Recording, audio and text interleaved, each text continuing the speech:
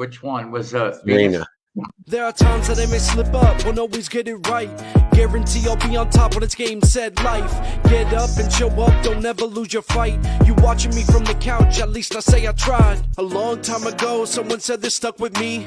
Passion without action will only remain a dream. Keep positive, motivated people on your team, cause other negativity can kill your self-esteem. Believing is powerful, but sadly so is doubt. So you can choose which way you wanna go, which route. The mind that controls the body can beat anybody, and gotta be all in, don't treat your dreams like a hobby. And if you practice on your day off, won't have an off day. Talent alone won't get you there, still got a long way. Gotta take big risks and big steps to strive.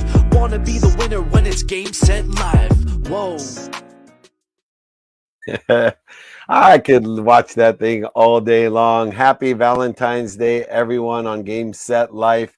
It is an honor to have a bromance with my friend Rick Macci, a legendary tennis coach. He is an amazing speaker. He is an inspiration to so many. Welcome, my friend, every Tuesday, but especially today. Yeah, Valentine's Day, ready to go. But before we dive in, I got to tell you a story. It's a good life lesson. Somebody emailed me, well, they texted me and they said, can I be on your show, Game Set Life? And I said, yeah, not a problem. Just send me an email, info@rickmacci.com. Give me all the information. She goes, he goes, how much do you pay? And I said, well, how much do you got? And right. then this is how you can deal with people. And I said, well, we can only pay $5,000 a guest. And he's going, whoa, whoa, whoa. And I go, but there's a $10,000 entry fee. So we're going to split $2,500 if he decides to come on. But I haven't got the email yet. You'll get it. We have undersold ourselves. We just wait and see how many people. The list is growing that want to come on here, and we've been blessed to have you. And today's the day of love, and coming off the Super Bowl. Do you have a chance to see the Super Bowl, by the way?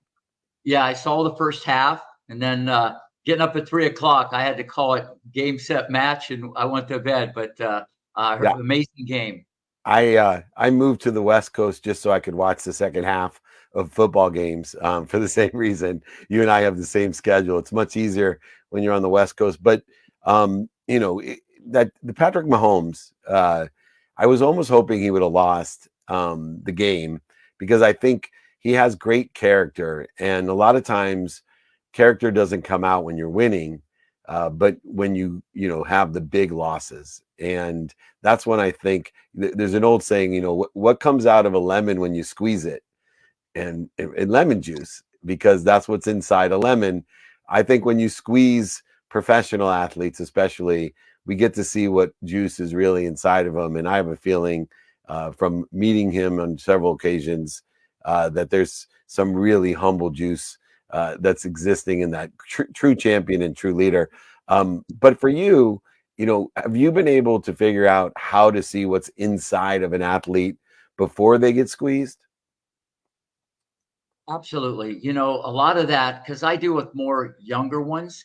So, it's a little bit environmental from the parent, but I can pick up on that, when they say thank you after the lesson, when they pick balls up and they don't expect someone else to do it, when they pick up other people's balls on the court, you can just feel that at a young age. And if I don't feel it, I try to subtly inject it into the lessons and just give messages, because a lot of times, like I told you before, the parents carry the bag, they carry the water, they do all kinds of stuff. And in my nice way, I said, they got to own it.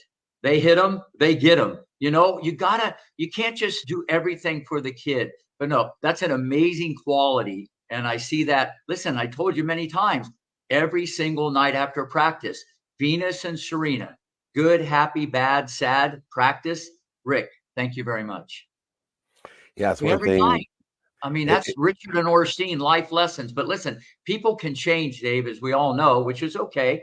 But that stays with you. And it's kind of stayed with me and you our whole lives from our parents. Yeah, and we've been able to pass it on to our children. And one of my proudest moments is that my son doesn't leave a practice without thanking every single coach. And sometimes too, my wife and his mom's dismay, she's like, he's always the last one to leave. She's waiting to pick him up on the carpool side of it. I said, trust me, it's well worth it that Absolutely. he acknowledges the effort, especially most coaches there are volunteers when you're looking at the level of football that he plays. Now, I was at the Super Bowl and I got to meet some of our friends. Austin Eckler told me to send his love. Michael Chandler told me to send his love. But I'm blessed to meet some extraordinary entrepreneurs. And I sat down with a guy named Bob Parsons. He's the CEO of and founder of GoDaddy. And he had a small exit, personal wealth of $4 billion. And we had an extraordinary sit down.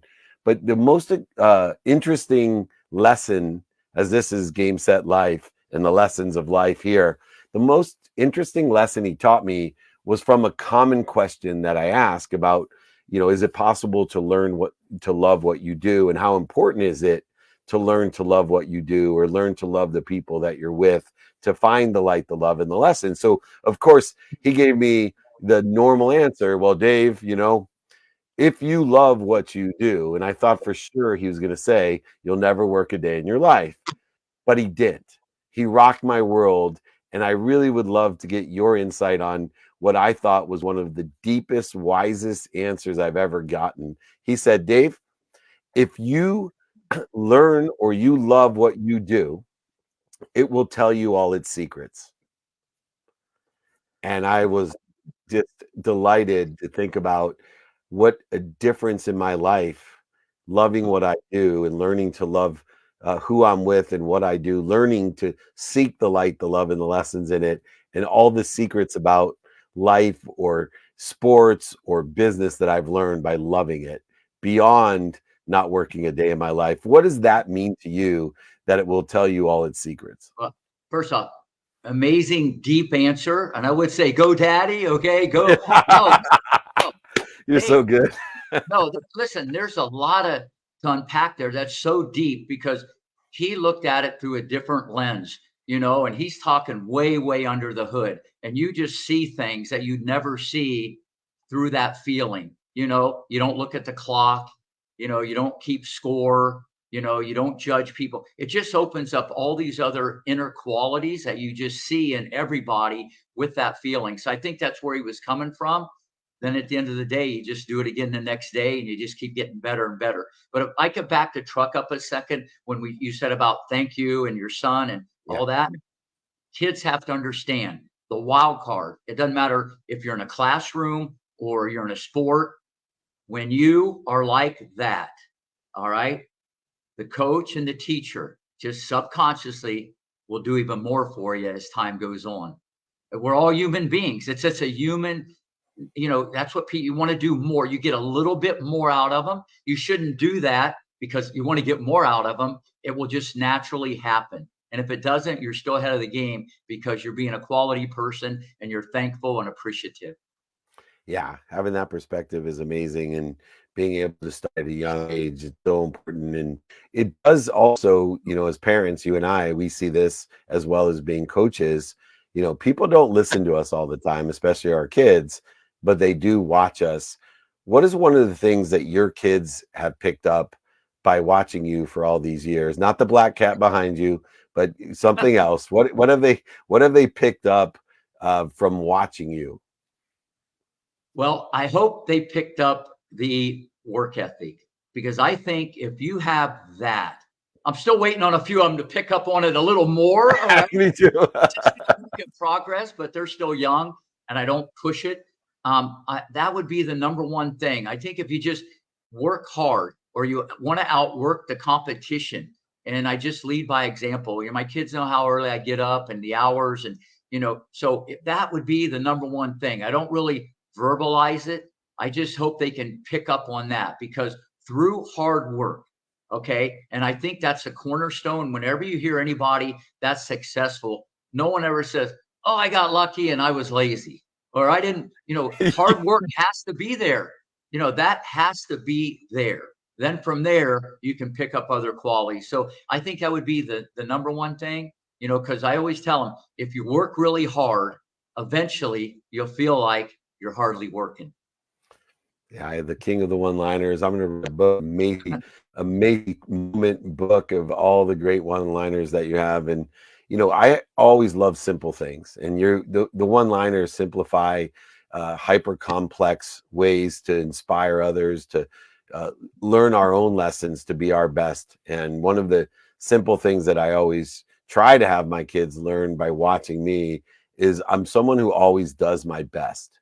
No matter what it is. If I'm cleaning the backyard or the garage, if I'm helping somebody, I'm always trying my best. And I don't have the greatest capabilities in everything, and especially athletically, but I got as far as I did in athletics because I showed up first and last to leave, and I did my best every single drill, every single time. And I will tell you, when it carried over to some of the things that I do well, that I was born with a higher basement of skills and knowledge for, it certainly has been the catalyst to success that I hope your children and my children pick up on. Now, one of the things we mentioned earlier, to back up the truck, as you like to say, is losing. And a lot of people have varying degrees of, philosophies about losing.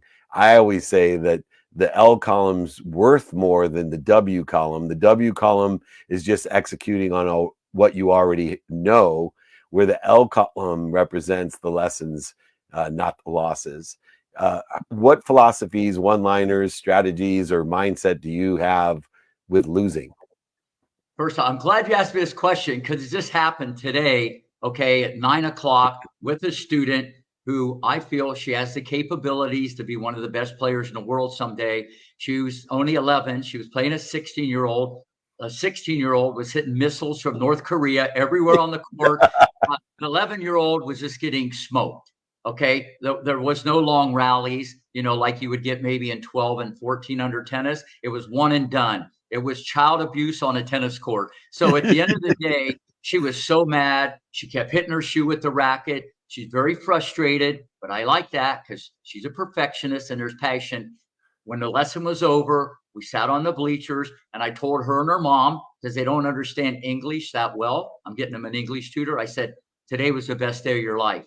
And she looked at me like, who's this crazy guy saying is the best day of my life?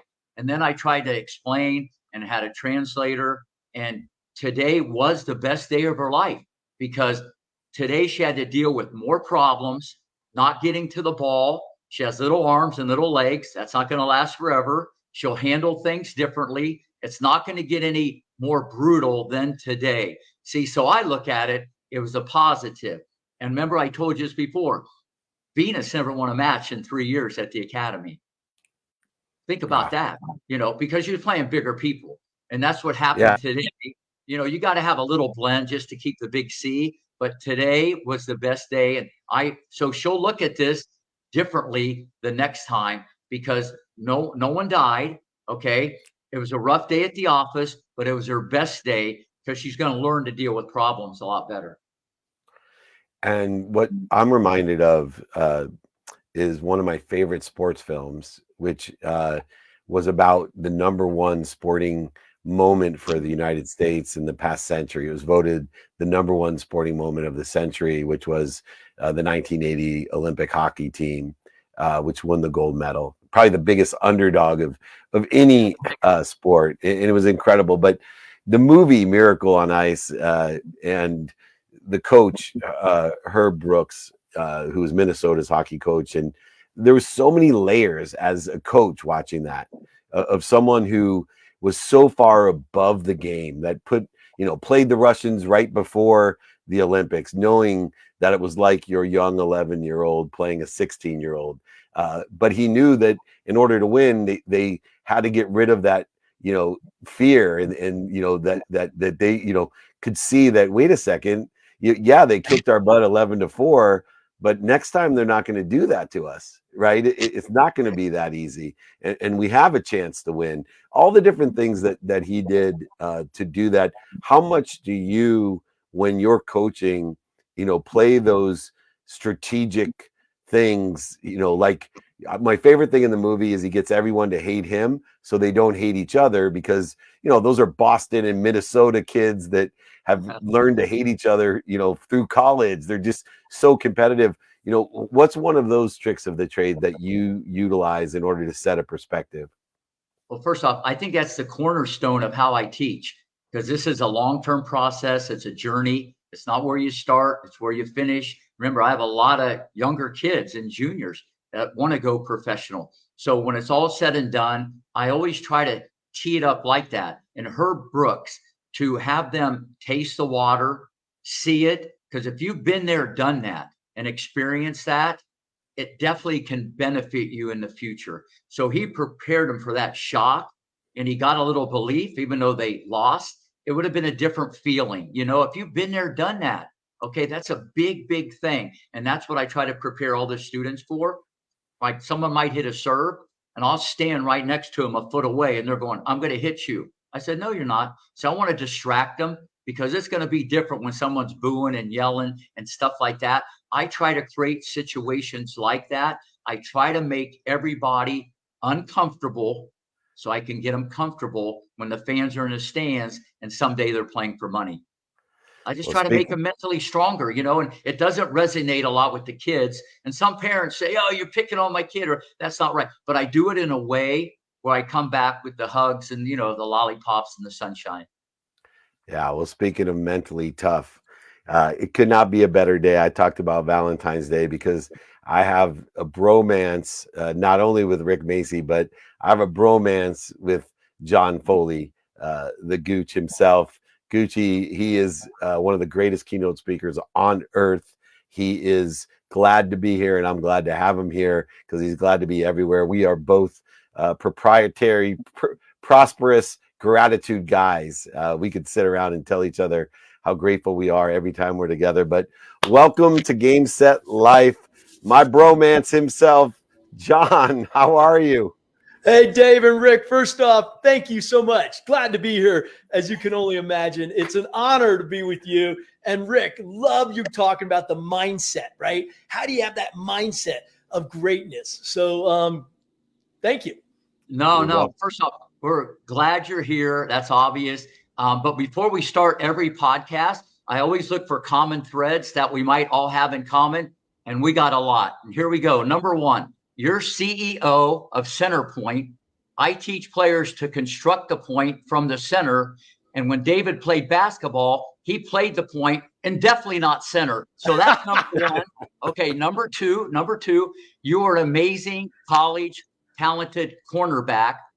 I train players to get to the corner and back and go to college. So that's number two. Number three, okay, you graduated, amazing, from the Naval Academy. And when I had Serena, she tried to hit you in the navel at my academy. So that's another one we got in common. You have a degree as a mechanical engineer. Every day with players, with their mechanics, I reverse engineer. And David's words of wisdom resonates in everybody's ear. So a lot of ears we got going on. Now, the last one, which is always like the nugget, but this is a little different, David. So you're going to have to chime in. It's kind of like Family Feud or Jeopardy. Okay, it involves a football, a racket, and an airplane. And we all got it in common. You got 10 seconds. You're on the clock. This isn't like flying with the Blue Angels at 500 miles an hour, 18 inches apart. This is serious pressure. Okay, so here we go. Football, tennis, and an airplane. And this is what we got in common. You got 10 seconds. And I would say popcorn and a soda. So I'm leading the witness here. This is like a deposition. Top Gun? There you go. Keep going, Dave. Jerry Maguire. Keep going. That's Tom Cruise. Tom Cruise was in Top Gun. Of course, Jerry Maguire. And gosh, who was in your movie? It was Will Smith. Wait. All right. It's okay. Listen, instead of sending you a hoodie and a T-shirt, I'll still send you a Gucci bag since that's your middle name. Listen, we got Top Gun. We got Top Gun. Okay. We got Jerry Maguire, and we got King Richard. So we got three movies right here. Three movies, We're all intertwined. Now that we got that all the way, let's talk about changing people's lives and changing people's mindset.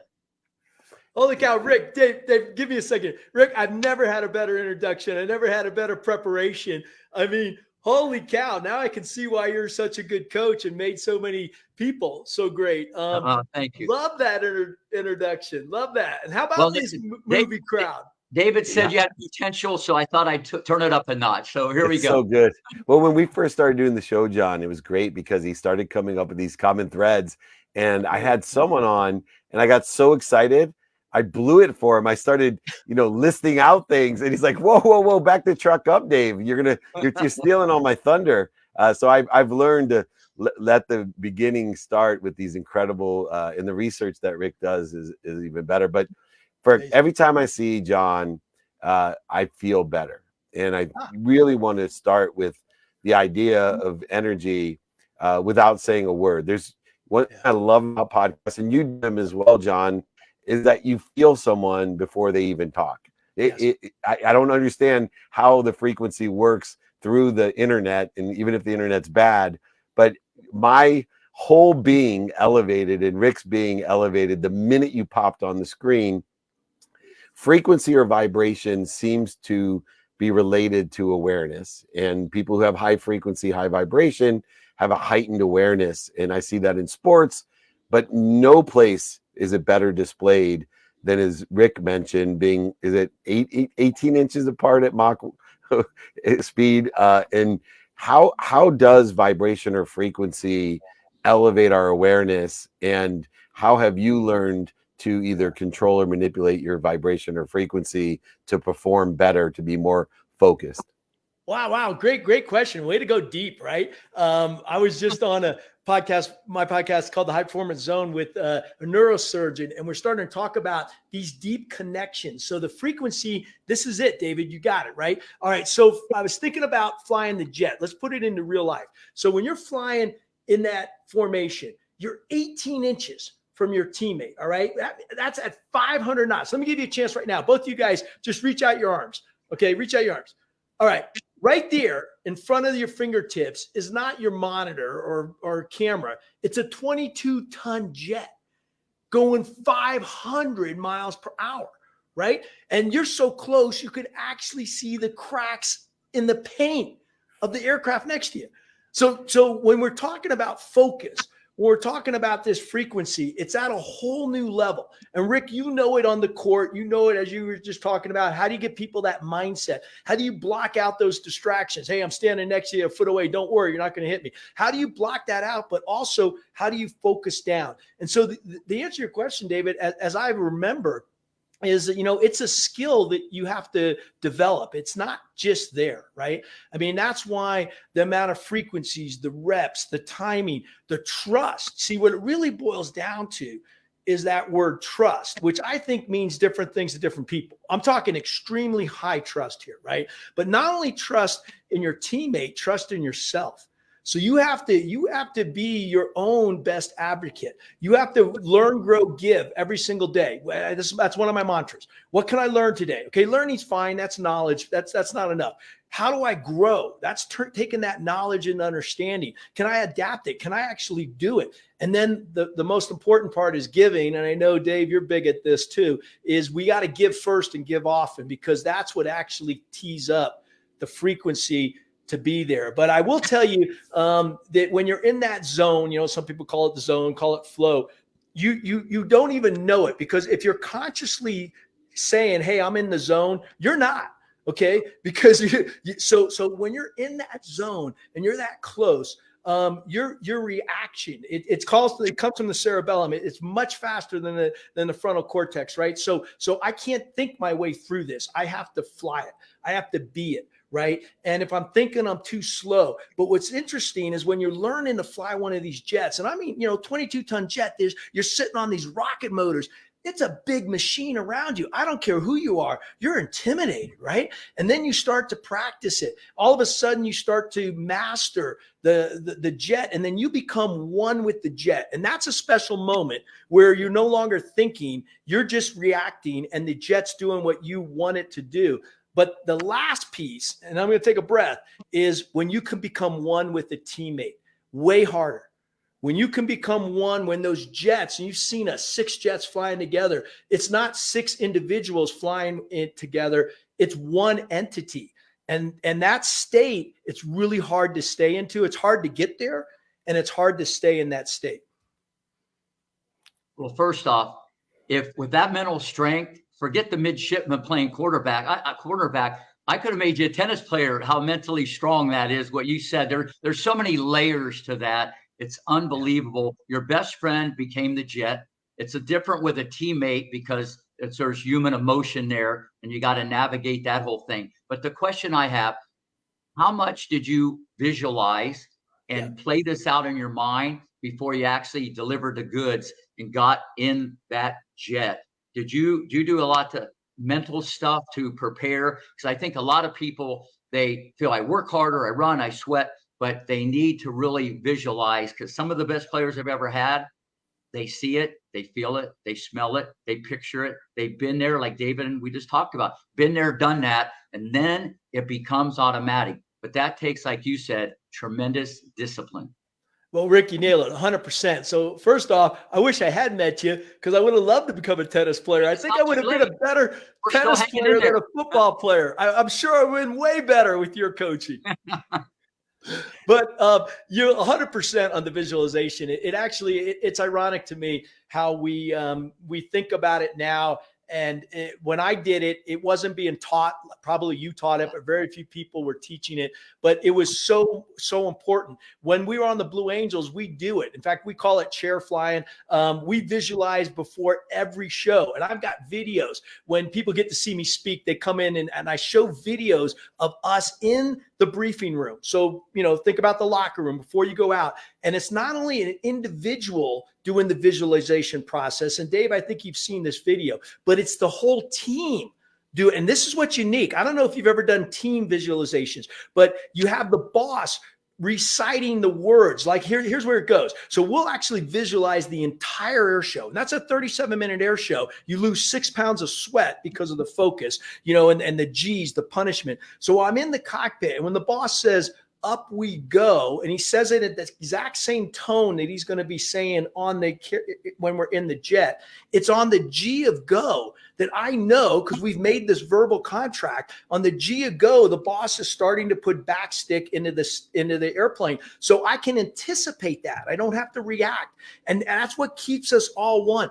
Then I go, adding power. I'm visualizing me adding power. I know what it looks like when I go upside down. I'm inverted. I see the curvature of the earth. I realize that the jet's getting unstable here because we're not going as fast. So I know what it feels like. Just what you said, the smell. I know what the smell in the cockpit's like. I'm in that jet. I'm glued. I'm looking at letters on the other airplane. I do that at that level. We do it 100% of the time. We don't do it just once. We do it before every single present air show. And it's the game changer. You nailed it, Rick. Then you get out there and guess what? It's fun. You don't have to think about it. And you are a game changer, not just in the air as an instructor and a Blue Angel, which may or may not have been even mentioned earlier, that you had reached the highest level of being a pilot, flying with the Blue Angels as well.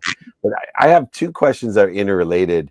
And, one is obvious because it's at the core what I'm trying to help people with as well. And the other is related to it. I want to ask about the benefits of gratitude, but in the context of, you're human. And I imagine the other Blue Angels with you are also humans as well. Although what you do is, superhuman.